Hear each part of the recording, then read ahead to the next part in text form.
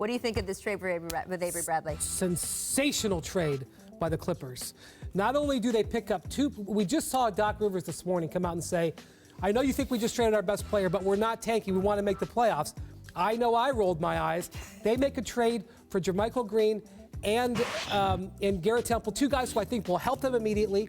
And not only that, Avery Bradley had a partial guarantee next year. They moved that off of their books because Green and Garrett Temple are free agents to be.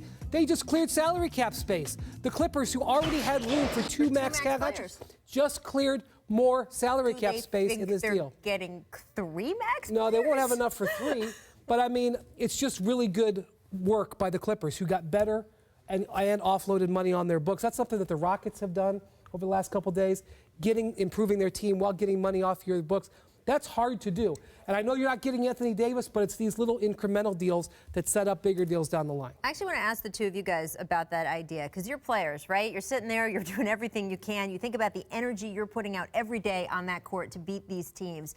And then you have some front offices that are so good at this kind of thing, right? They're creating room, they're trading the right pieces at the right moment. We talked about a front office who maybe didn't handle certain trade situations the right way. How big of a difference does it make? How much are you aware in the moment if you have a front office who isn't doing the kinds of things that could add great players to your roster down the road, or is? And Scottie, I know you've had some experience with this.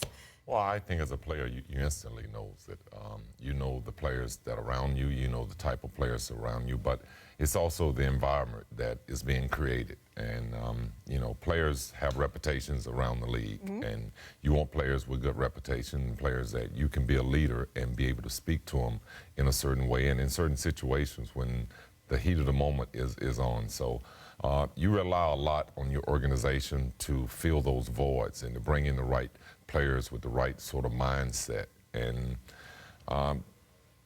as a leader, you want players that you can lead. Yeah. And sometimes those players don't come to you, and when they do, you embrace it. But you have to embrace all your teammates, no matter what. And sometimes you allow management to sort of pick out the bad pieces. Sometimes one team's trash is another team's treasure. You know, that's how I looked at it. I can remember being traded to the Rockets, leaving Orlando, and obviously they traded away the core group from the Rockets to Orlando, so we were scrambling trying to put pieces together.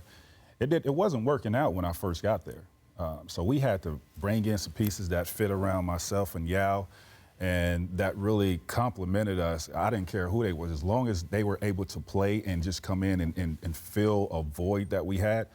I don't care what type of attitude. If they can play ball, I mean, it was, you know. It was like, all right, let's go. Let's do it.